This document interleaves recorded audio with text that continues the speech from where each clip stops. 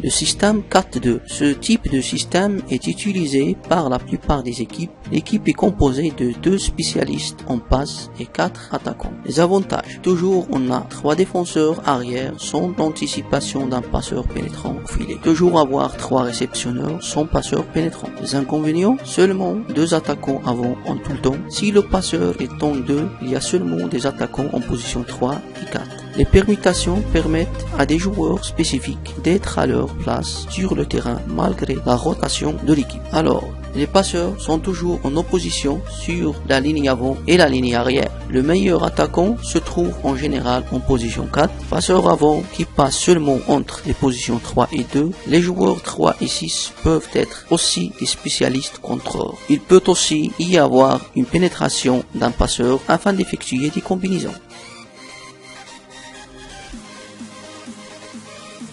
Voilà un exemple de permutation lors d'une position de pré-défense. Les joueurs doivent se regrouper afin de permuter le plus rapidement possible. Il faut attendre la balle en jeu avant d'effectuer les permutations.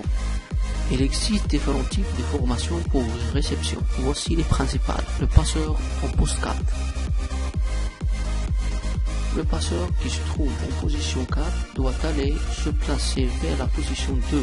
Les 2 attaquants se positionnent en réception pour pouvoir se matcher en 3. Le seul problème est le chemin peu long que le passeur en 4 doit effectuer. Ce problème peut être contré par cette formation. Cette formation résout le problème du passeur mais crée un autre problème. Le chemin de l'attaquant 3 est beaucoup plus long s'il reçoit le service. Il n'aura pas le temps nécessaire pour aller se matcher.